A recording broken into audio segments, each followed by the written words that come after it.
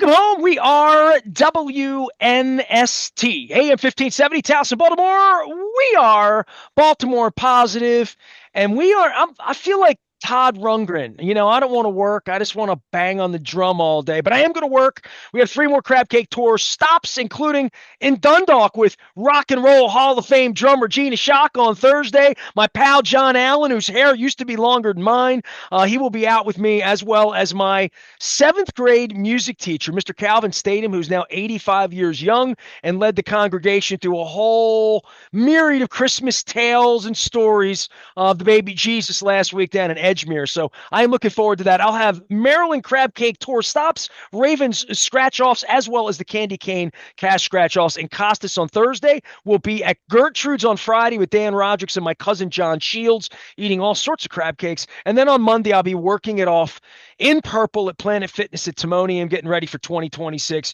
and trying to at least cut down on the eggnog. Every time I get together with this guy, he's either won a Grammy or he's about to win another Grammy, and he's a Marylander, and he comes at it honest. His sister is friends to my son and my family, and he is out in L.A., and he left us a long time ago to go bang on the drum all day. He is not just a drummer, a true percussionist, as well as a multi-Grammy Award winner. Now that I actually know M.B. Gordy, when I Google him, the first thing that pops up is the Grammy page, and like I pop that up on the Grammy.com, and there's a whole page dedicated to your nominations and wins. So a long way from Salisbury, Maryland, right, MB? Yes, sir. Yeah, 3,000 miles, man. Well, I A lot know of years. you still claim Maryland, though, even though you're out in Oh, Hollywood, right? yeah, man. It's like every time I get to go back, which is not that often, but because both my parents are passed away now, so I don't really have a whole lot of reason to get down to Eastern Shore anymore. But I do get back to Maryland and see my sister and my nephew and his family, so it's great. Yeah. All right, so what is a Grammy Award winning percussionist? Now that everybody will be out Googling you if they don't know and they're driving around, it's MB as in M and B, the letters, and Gordy, Gordy. And your nominations, and when I look things up, and I was a music critic 40 years ago, and I sort of enjoy all the background of different kinds of music. And there are so many Grammys given away that don't make the television show. But I tell you, for anybody that's winning at the top of their craft, I think you've come a long way from probably the first time you picked up a drumstick, annoyed your friends and Oh, family in the garage, and said, "I'm going to be in a rock and roll band," because that's kind of how it starts, right?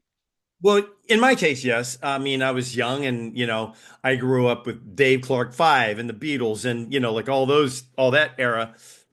And my buddies and I, we'd get together, and first we had no instruments, right? So we were just using baseball bats as guitars, and I had like this little funky Hawaiian drum kit, and that grew to another kit, which grew to another kit, which grew, and then it grew to lessons and grew on and on and on. And so, yeah, but all this, the whole accolade world, like the Grammys and getting awards and all that kind of stuff. That was like not even part of my reality when I grew up. It was not even a thing. In fact, Grammys have only been around since God, if I forgot what year, but I'll say 1964. But I'm not sure. I forget exactly when the Grammys first started. When did it even like come on to your? You watched the Grammys in the late '70s when Michael McDonald's winning awards. Like you're into music. It was on television. You only had three channels back when we were young. We didn't have a lot of options. Yeah. And so I mean, and music's obviously being in the space. It's a ubiquitous part of your life. You dedicated your life to the craft. But like, at what point do you wake up one day and you have that Sally Field moment? You're like, me? Yeah, because Well, yeah, well, that's kind of what happened. I mean, when the first Grammy that I won with my band Opium Moon, I say my band, it's our band. It's not just my band, but that was really kind of out of the blue. It was the best new age Grammy album, and we didn't know. I didn't know anything about this whole process. How you have to do your FYC campaign and all that. There's a lot of work that goes into that stuff. We were very green. We knew nothing.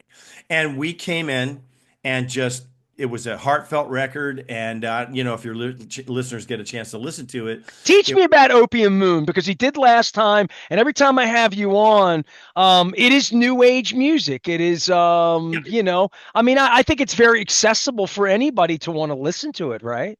absolutely. It's how to describe it. Well, if your listeners know anything about world music, I mean, it's kind of more Middle Eastern based with the tonality, and we it's not like we're playing pop tunes. We're not doing that. It's more of this like a couple different three or four maybe at most chord changes that happen through a piece, but there's a lot of improvisation that happens with our band. The band is I play hand percussion. Um, there's a fretless bass player. There's a electric. She plays both electric and regular violin, but it's all amplified and pedals and all kinds of stuff. And then a santur player, which is like would be the equivalent of like a hammered dulcimer, but it's a Iranian instrument. It's a Persian instrument, and he's from Iran originally. Hamid Saeed is his name, and all these players are very well known in their own right. I mean, Lily Hayden is our violinist, and she does the music for Ginny and Georgia, the TV show. So she's really in. Everybody's got their hands in a lot of different stuff, and we got together, and it just was magic. And we recorded it at my studio, as a matter of fact, with no isolation, no, which is how I've been raised to like everything's isolated, man. Like when you cut a record, so you have clarity on everything. But we didn't, and So you did this in a room, like a band, right? Like in that yeah, way. old Yes. school, old school, man.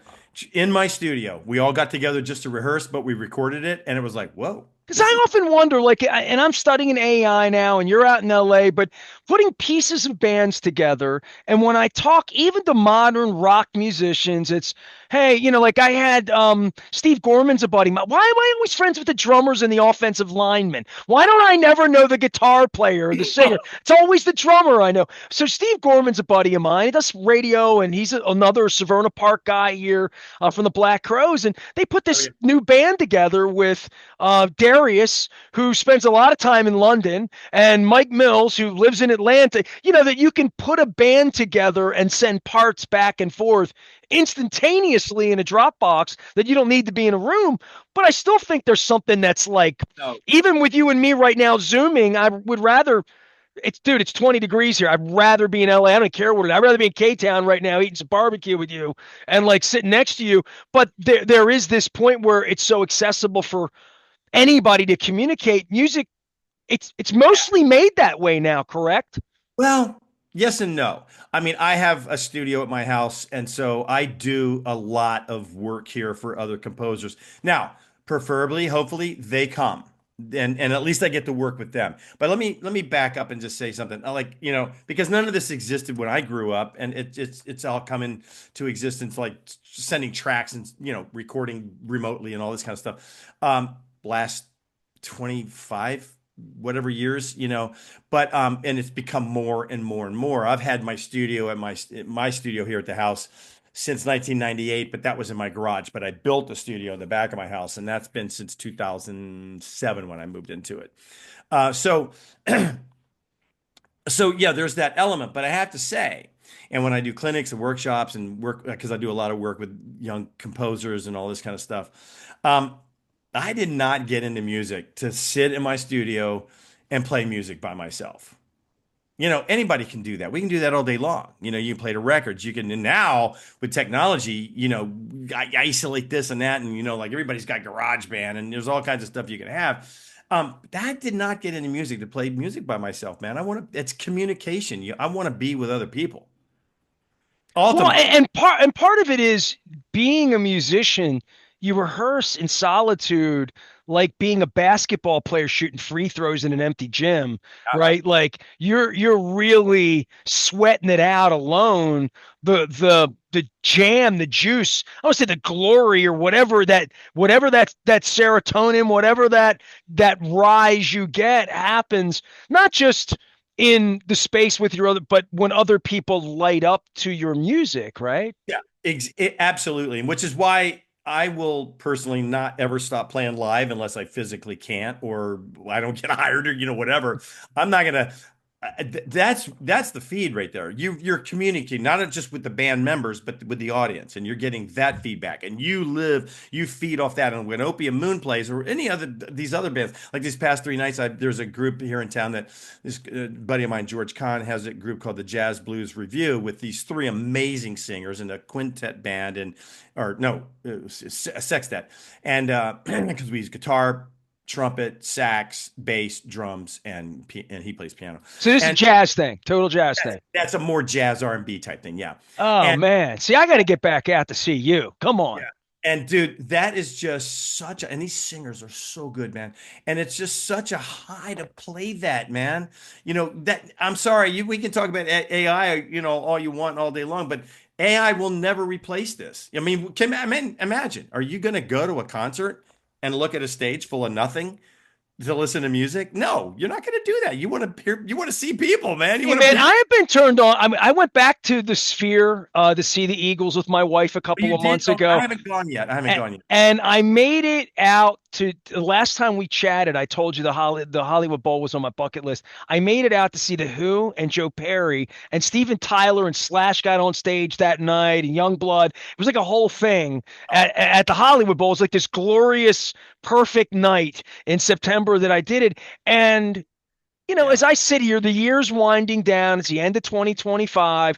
I can define my year by best ball games or best sunsets, but music, best shows I saw this year is at the top of all the things I did. Second row with Sammy Hagar in Vegas back in the summer, seeing this crazy band with the Hootie and the Blowfish guys, just nights out with friends. And the experience of music to me has far surpassed sports. And I've done sports for a living or whatever. Sometimes you get the game-winning home run. Sometimes there's a rain delay. But music rarely disappoints me, rarely. And if I choose it wisely, I never get in my car on the way home, whether I'm in Philly, Washington, Las Vegas, Yeah. LA. I was out in Seattle seeing Robert Plant about 3 weeks ago do all of this Moroccan sort of feely music. There's Yeah. never a point where I'm like, well, that was a waste of time and I shouldn't have done that. The nights with music are the best nights of my life at 57 MB. Oh, absolutely, man. Listen,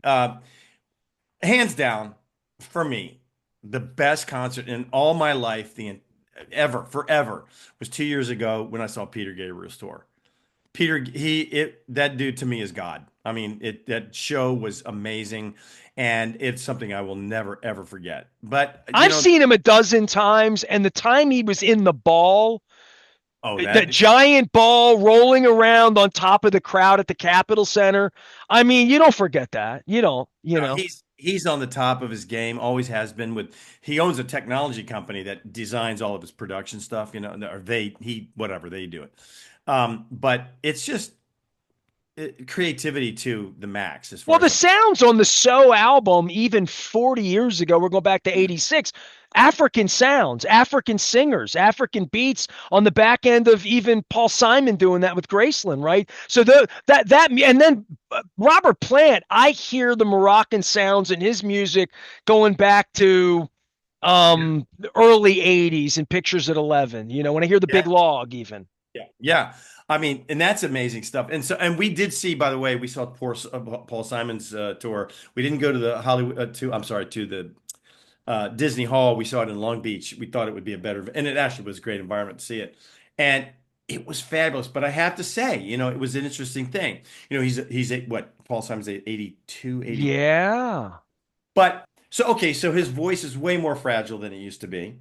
And once you get past that, and I had a stellar band. And the thing was, when I left, I was like, oh my God, it was kind of, I don't want to say life changing, but it was very well, this new awareness, because when I thought about the tunes that they did, I mean, my favorite idol, drummer was Steve Gadd, who was playing that show with him. Well, Steve Gadd played on Paul Simon's first big record, and Paul Simon was a huge star by that point. Steve Gadd was just beginning his career. So they've been playing together since 1971. Yeah, Okay. and I think I get so inspired. Robert Plant is out doing something that's very appropriate. My wife and I saw Paul McCartney about 10 weeks ago in Albuquerque. He Yeah. can't sing in the same key, but when there's 30,000 people singing Hey Jude, if the hair on the back of your neck's not standing up, you're not alive. And I think music has the ability to make the hair on the back of your neck stand up. And I think of winning a Grammy or being up for that, especially you know, I think you got a year or two on me, even that it comes for you later in life. There's such an appreciation Well, for all of it because, music's ubiquitous for all of us. And the little piece we find in new age music in this lane that you're in that's given you such gratification. I feel that way about Robert Plant because they all want him to shake his ass and sing Led Zeppelin. We're not all doing what we were doing in 1975, nor should we be doing that, you know? that's true, man. I mean, look, I years ago for so from 2001 to 2000 into 2005, I played with the Doobie Brothers, and man, that was a band that I grew up as like, man, I'm playing with the Doobie Brothers. This is amazing, man. This is cool, and they do what they do. They have a new record. They since Michael McDonald's back with them again now. They have a new record out, and but they still, you go see, and they did their 50th anniversary tour lasted 3 years or something crazy stuff like that. Elton John did a similar thing. His final year was like 3 years I long. saw the Who's final tour in '82 at the Capitol Center. I So saw him again at the Hollywood Bowl 8 weeks ago. so now tell me about that. So it was just them. It was Yeah, them. Then they brought in guest artists, or it was the Who and Joe Perry project at the Hollywood Bowl. By the way, M.B. Gordy, if you're listening on the radio, is my new pal out on the West Coast. His sister's on the East Coast. He's a Marylander, up for yet another Grammy. And I'm going to talk about the awards and the ceremonies. And last time you brought it out of the box and did it all that. I'll go get them. I'll go get them if you're taking. The Hollywood Bowl for me was this experience that I had put off, and I don't know why, and nobody really talked it up until recent years. And then once I mentioned it, I think I mentioned it to you, and we got to go, like, gotta come there, it's gonna be great. We had the most perfect night, and I keep thinking to myself about places and venues that I still want and need to see music, like Royal Albert Hall in London, and a couple of places that I haven't been because I've been to a lot of places. But I do think that there's something about the theology of the space when you go to these places that are 50, 75 years old, that Elvis and the Stones and Sinatra and whomever have graced those stages, that there's something about it. But the Hollywood Bowl, I would say this out loud, for me, Lambeau Field and how you would perceive sports. Red Rocks. Everybody wants to go to Red Rocks, and I went there, and I love Red Rocks too. To me, the Hollywood Bowl is it's perfect. It's like built into this ravine. It looks like Disney would have done it in modern times, but no, it's been there for a million years, and I Well, missed out. I'll be back. You'll see me again there this spring. well, we'll have to hook up when you come. But yeah, I mean, think about it. The Beatles played Hollywood Bowl. That's crazy. Yeah, yeah. It's, Most of the places are And gone. anytime I get to play there, man, I mean, I'll be honest with you. I love the Hollywood Bowl, of course, and I love the Greek Theater is another great venue. To me, I dig it a little bit more for an audience perspective because it feels more intimate. The Hollywood Bowl's real. So if you're way back up in the nosebleed section of the Hollywood Bowl, it's not as good as if you're sitting down close. But then that's just a matter of ticket prices, right? But I got to say, I heard this was another concert that was very mind blowing.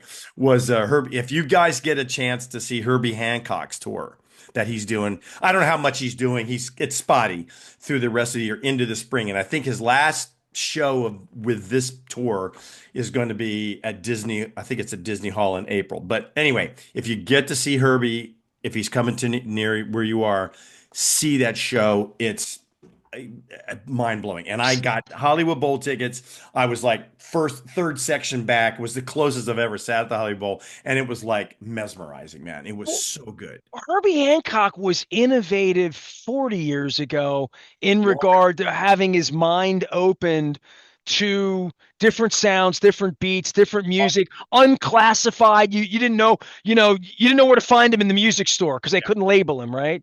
Well, longer ago than that. I mean, come on, man. Herbie Hancock played with Miles Davis. Right. We're going back. So Yeah, what a career and what a musician, and his band is just freaking insanely awesome. And it was an incredible show. I loved every minute of it. And he was with, oh God, Snarky Puppy. Oh my God. Snarky Puppy. If you guys don't know Snarky Puppy, check them out because they're ridiculous.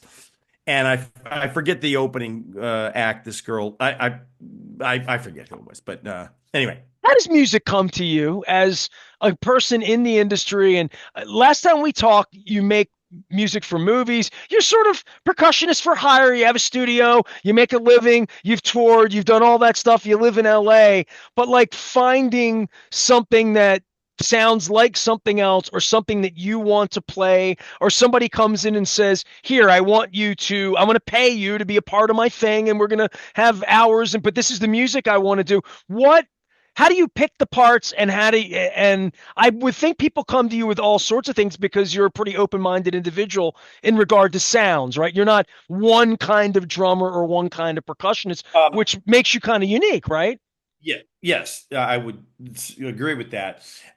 So we'll back up a little bit on that. So I started in this whole music thing as just playing drum set.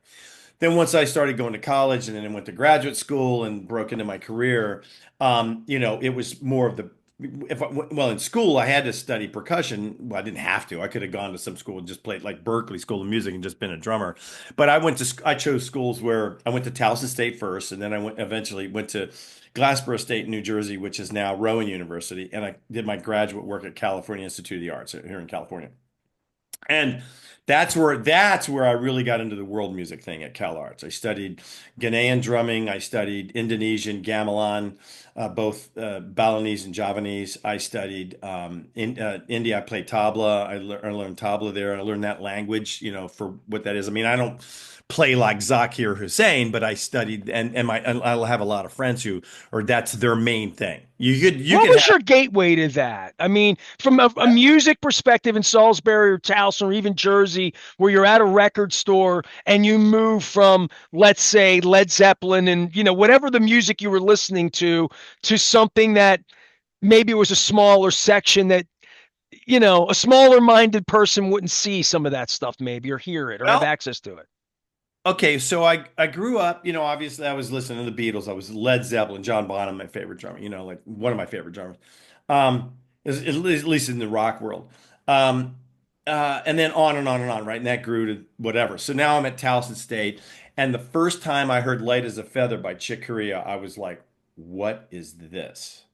So that was a mind-opening thing, and that was in the totally in the jazz thing that he was doing. And Chick was another player who, played with Miles Davis. I mean, so there was that. And remember, I'm talking 1971 when I was at Glassboro. So I mean, I'm sorry, at Towson. So anyway, so I got that, but that was life-changing. So there was all these moments of life-changing things, right? And that happened certainly again when I was at Glassboro. But I went to this one concert where I saw, if your listeners don't know who Paul Winter was, he was an old, I say old, I mean, his origins were in the jazz world.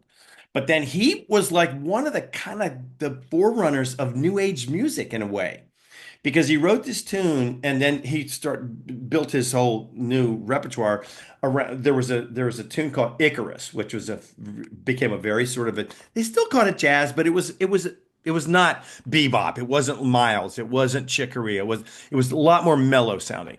And he had this band with a guy, percussionist named Colin Walcott. And so I went to see him in Philadelphia, and that was another life-changing moment. And Colin had like he played tabla, and I was like, oh wow, what is that? That's the first time I got turned on tabla. And then he had like just a whole array of. He didn't have a drum set. He had like just an insane array of percussion instruments. Like, and they called them Brazilian timpani, but they were just these big surdos just hung, all pitched differently, hung around him. And then he had all this other stuff. And I was like, oh, what is this, man? That was something I'd never heard or seen before. So that's when I go like, oh.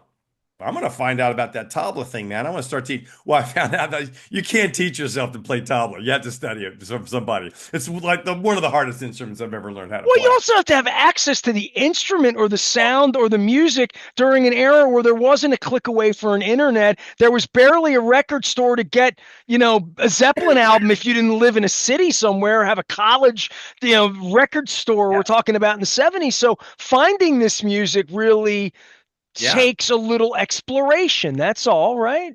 Well, and again, it's about being open-minded to a lot of things, but particularly sounds and music. And as a percussionist, that's my life. I mean, every time I'm hearing, whoa, what was that? That could be cool and something. You know what I mean? I'm noticing stuff like that all the time, you know. But anyway, so from that, when I went to Cal Arts, is where I really got into the world music thing, and it's just grown from there. So look, I could have decided at one point way back then to go like, in fact, I thought about it when before I went to Glassboro. What am I going to do? Am I going because I had left. I went to visit my sister and her husband at the time in Germany, and before I went, I applied to Glassboro. So I stayed with them for a couple months that fall into the winter, and then when I got back, I found out I got accepted to Glassboro, and that's where I went to finish out undergraduate school. But before that, I was thinking like, well, maybe I'll go to New York, or maybe I'll go to Boston and go to Berkeley. I didn't know, you know. But So, you weren't a guy joining a rock band at that time. That had well, that shark had jumped. But that was a way to make money, right? yes, and one of the reasons I quit Towson, well, there's a few reasons why I left Towson, but we don't need to get into all that. But one was the guys that I had grown up playing music with prior to that wanted to get back together and was like, we want to do this band, man, and we want to. So like I had very strict parameters of how I wanted to run it, but so we were going to try to put this band together and make it happen. It didn't go, but you know, whatever, it's okay. It all worked out. But when I got to California, then I was like really into the world music thing, and then I became aware of like, oh, there's wow. See, I grew up. I want to be on a records, man. I knew I could tell you all the players, all the studios, everything where all these records were recorded and who was on it, blah, blah, blah, because I just would look at the album jackets all the time and study this stuff. Well, then I get to California, you're like, wait a minute, there's a whole world of music that's like I didn't know about, you know, when I was growing up. There's the film music world and TV. And you think about it, way back in the day, there's still, I mean, there's music on all that stuff all the time. But then it was live. It wasn't synths and in the box. It was all live players recording all that stuff. All the shows we grew up with in the 60s and 70s into the 80s even was all live musicians. It's all changed a lot because the fast turnaround, a lot of times they have to do everything in the box. For example, there's a show, big show, huge show, Stranger Things. All that's mainly synth stuff, you know. I mean, so there's some shows that do that. But man, think about it. Music has changed drastically. So we grew up with song structure, right? And then think about all the film scores. John Williams being the GOAT, as far as I'm concerned, you know, like think of what he's done, you know, with Star Wars and on and on and on and on. However, um, tastes have changed. So, you know, like there's not always a call for, oh, it needs an orchestral score. Like sometimes they just want a rock and roll type bass thing or a jazzy score. Or think about the music, the film score for Birdman. Remember that movie with Michael Keaton? Sure. That was Antonio Sanchez improvising drum set the entire score. That's it. There's nothing else in that score. It's all drum set. That's unheard of, right? Or think about like Dave Grusin on The Firm. That's just Dave Grusin playing piano. There's no orchestra, there's no nothing. It's piano. And so music tastes and requirements have changed now because there's so many types of music, man. So I get to be a part of that, which is what I love because I love so many styles of music. I get to play. There's nothing better, man. I got to tell you, one time I was on I forget I know, remember the composer. It was a friend of mine, Chris Beck, but I don't remember what movie it was, but there's a cue I wasn't playing, percussion wasn't on, and we were just kind of standing, and we're in the back of the orchestra at Warner Brothers. Excuse me. And I'm just listening to this orchestra like you couldn't hear or feel anything better than this, man. And I was like, wow. if I died right now, this would have been like awesome. This would have been a pinnacle situation. This was like, it doesn't sound or get any better than this, man. And and you're in it. And a lot of times, you might even go through this too, with what you do, that we kind of just roll with it. We just do it because that's our gig. And I don't want to say like we're dissing it, or we don't take it but it's easy to take certain things for granted because you know what the parameters are of it, and that's just what you roll with every day. But it's nice to step. It's interesting and to be able to step back sometimes and go, whoa, wait a minute. This is some amazing stuff going on here. Well, you never know when something heavy's going to happen like that, and that's why we keep doing it. Same reason people watch sports. They can see something they haven't That's thought they were going to see, or have that euphoric aha moment, which I'm hopefully having right now. MB Gordy is my guest. He's a multi-time Grammy Award winner from the state of Maryland. Even went to Towson, left Salisbury years ago, but has some family back here. And tell me about what you're up for this time, right? So Opium Moon was like a number of years ago, right? And then you won again last year. This year you're up again. I can't keep up with you. So do tell me about your awards, MB. Okay, so the first Grammy was with Opium Moon in 2019. So you got to keep in mind the record that wins that particular year was released the year before. So in 2018 is when we released our first record, and we submitted it. There's a whole process you got to go through, turn it in, and then you got to campaign again for it. The FYC. Everybody's seen the for the Emmys and the Oscars and This is where all it that. helps if you have a big studio or a big firm behind you or a big label, right? I mean, there's a push, right? Well, let me tell you, there's a lot of work that goes into it when you don't have that. I do not like sitting in front of a computer all day long, and you have to do it. You Please have to vote for sit. me. Please vote for me. Please listen to my music, right? But Yeah.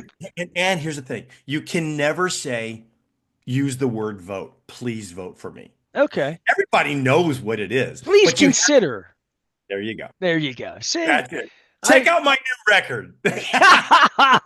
check Just out what I'm later. So what are you up for this time? And tell me how you got involved in the project. Because I guess you never really know when you're going to get involved with something that's going to be up for a Grammy, right? Oh You do boy. a lot of work. Not all of them win Grammys.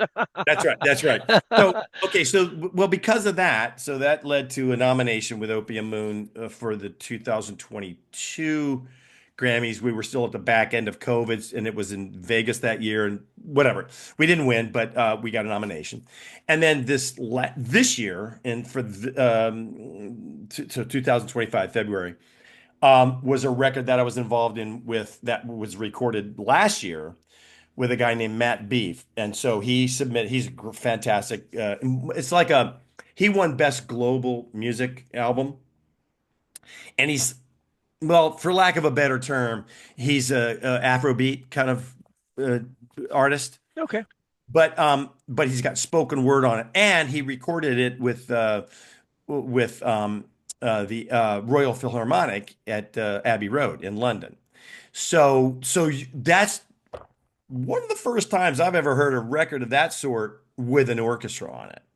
So anyway, there was a big push for that. Everybody knows Matt in the Grammy community, and he made a big push. We pushed really hard for that, and I was co-producer on it. Plus, I played all the percussion on it, and it was right up my alley because I got to play drum set and a lot of African percussion as well.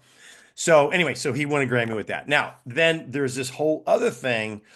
You start meeting all these other people. So this new friend of mine now for the past bunch of years, a guy named Kit Wakely, who's like up for 5 Grammys this year for records he's produced, one of them being his own. Um, so he's a force of nature, bro. I mean, this guy's amazing. You should have him on. He's freaking awesome. But anyway, he lives in Oklahoma. And he's just a wonderful cat and just incredible composer. And so his first record, which won a Grammy a couple years ago, was called and I played on that, and that's how we met. Was called, oh my God, please forgive me. It's okay. We can move on. I'm forgetting the name right now. But anyway, but there was a theme to it. So his category that he was in then and now this was is called classical compendium. And everybody goes, "What's that mean?" So it's in a classical music kind of vein. There's orchestra, there's some vocals on it, choirs, vocalists. I got to play all the percussion on it. And then but it's orchestral in that sense. So it's classically minded. Um, but compendium means like there's a through line, right? There's a story that kind of goes. And so this new record is called Seven Seasons, and it's called it's called Seven Seasons. And the through line is the seven stages of grief that people experience via trauma and all this kind of stuff, right? So It's he very interviewed. emotional music, right? Yeah. Yeah, it's you check it out. It's I can send you a link to it, but it's No, I'm looking at the links right now because I'm on the internet. So, Experience of okay. Seven Stages of Trauma and a Powerful Musical. Kit Wakely, two T's, correct. Yeah. And so it's very emotional. And I mean, he's a guy who takes what he does very seriously, cuts no corners and no BS. And he interviewed 40, 50, I don't know, quite a few people, victims of the Oklahoma bombing who lost family members and stuff, or they were there, or, as well. Or same thing with 9/11. Same thing with, victims of rape, victims of car accidents, people who lost kids, people who lost parents, shooting victims, on and on and on. It was very heavy for him and anybody who listens to this story. And so that's what the impetus was to write these pieces. So there's the seven stages of grief. First, it's like you're cool, and then it's all. Then there's disbelief. Then there's, and you can see on the record the way it goes. So each piece is those seven stages. Well, the music emotes, like Yep. literally, right? Yeah. Yeah. Totally. And so that's what. So we, he submitted the record. We did the first round of Grammy voting happens in the fall in, let me think, Oc- It was October. something. Yeah, it was. I remember that's when I wrote to you. I'm like, hey, you want it? You're up again. You're nominated. You haven't won Yeah. yet. You're Yeah. trying to win. Now, this is five in every category, or are there more than that? No, that's what it comes down to. Okay. You would not believe the first round of voting. It's insane, man.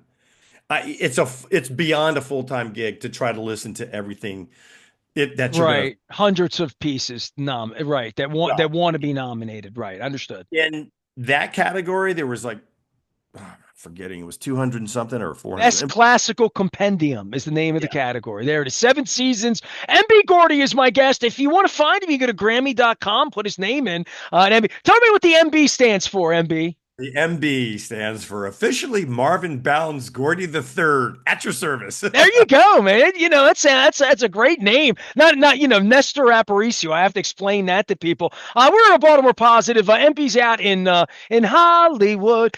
He is up for a Grammy, but he is a Marylander who went to Towson and is from back here and has a sister back here that always says, "My brother's a Grammy Award winning percussionist. He's going to make a great guest." And I'm thinking, I got to come out and get some Korean food with you and hit the Hollywood Bowl again next time I'm out. No doubt about it. So are the next like 60 days, right? Like it's a little bit less than that. When does this happen, and do you get to put a tuxedo on?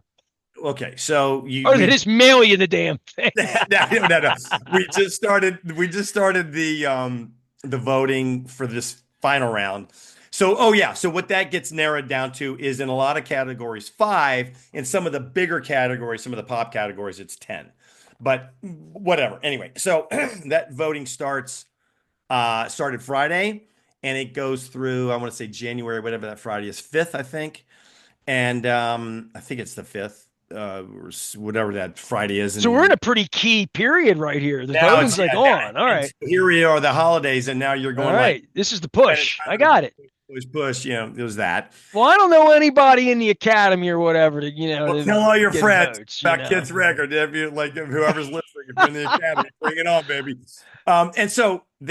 And then the awards happen February 1st, Sunday, February 1st. February 1st. So it's before the Super Bowl. It's that week between the championship game and the Super Bowl. All right. Well, And we're what? right up on it. Well, good luck, man. Fingers crossed. Thank you, baby. And so, what your members, your listeners might not know is the way the Grammys work. When you see the big show on TV, what we've all known historically forever. Right. red See, carpet. but they're only giving away 14 Grammys that night. Okay. All the other Grammys are given away that afternoon across the street at the what they changed the name of it now, but it's the theater across the street, the Peacock Theater now. So that happens starting at 12:30 in the afternoon, our time. Okay. And so that goes to like about 4:30 when they give all the lion's share of those awards out, and only 14 because everything else on So the how do you big, find out? Is there an announcement? Do you get a yeah. text? What? No, so It happens in the room. well, I'm going to tell you a funny story. So what happens is you're in there, you're in the theater. You go through the red carpet if you nominee whatever, and then do that all that stuff, and interviews and all the pictures and everything. Then you get inside, and you hope. And so Kit is like really well connected, and he's got a big group of people. So last year with Matt B's record, all of Matt B's team and Kit's team, they all got hunkered down, got in early, and got seats so that when we all came through the red carpet, we had a place to sit, and we were close to the stage. And that's probably going to happen again this year. And so you get in, and then you wait for your category, and if you happen to be in there, and listen, sometimes people don't make it. So first of all, some people don't show up for the Grammy, so they have somebody else accept it for them. And some people, like what happened with Opium Moon, the first year we were there, we didn't really know the ropes that well, and the man, whatever. Long story there. But anyway, so you kind of have an idea. You get a list that morning of like about what time they think your category is going to be announced. So we're going like, oh, well, it looks like about 1:30. We need to be off the red carpet in our seats by 1:30. So we go, let's push it a little sooner.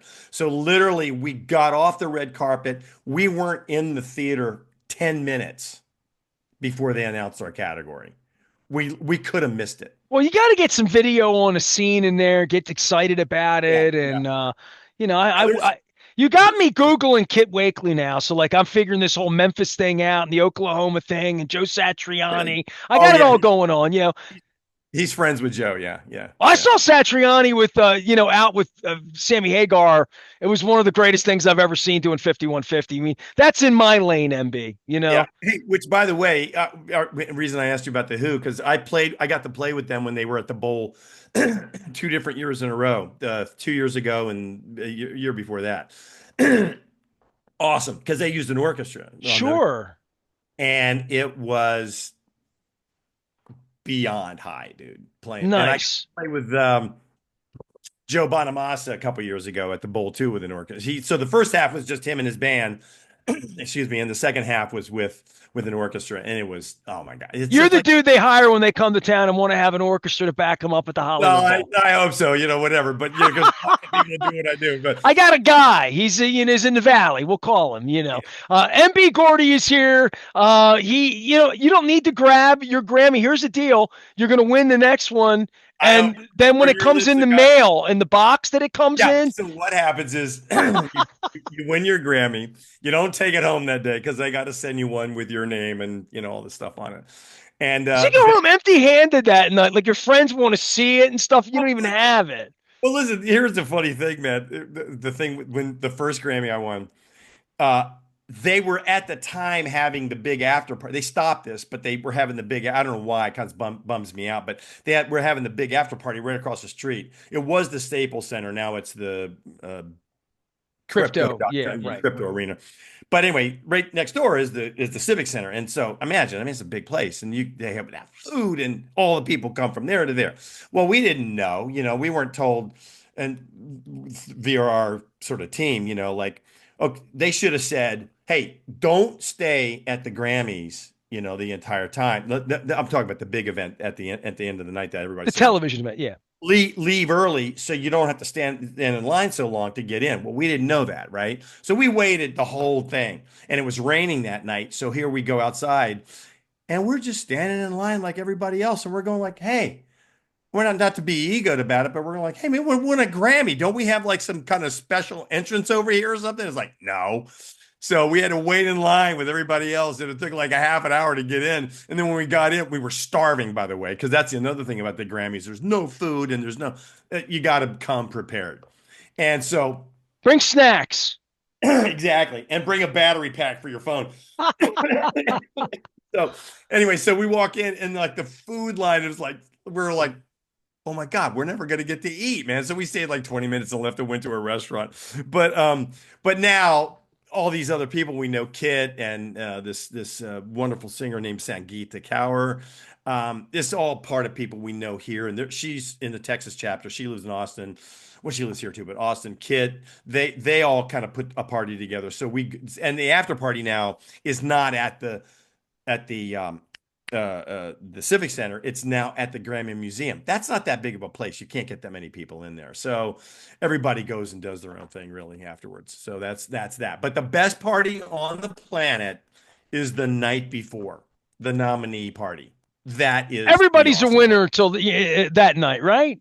Yeah, because we're all everybody, and you don't see of maybe a few of the big stars will come, but they don't need to come to that. They You got know other what, stuff. man? If I just got nominated and didn't win, I'd be cool with that. I really would, you Absolutely, know? dude. You don't take it away. Listen, I played with Rita Coolidge for a minute, 5 years, and was nominated twice for Grammys, and that was her, ladies and gentlemen, two-time nominee, Grammy nominee, Rita Coolidge, and she Right, walks on stage. exactly. It You sounds need perfect to me. 7 seasons that. is the nominated work, best classical compendium, up for the Grammy award in that category. MB Gordy's our guest. Maryland native. See, it's just sort of like Oh, Grammy, baby. two-time Grammy award winning, three-time nominated. It says so right on Grammy.com.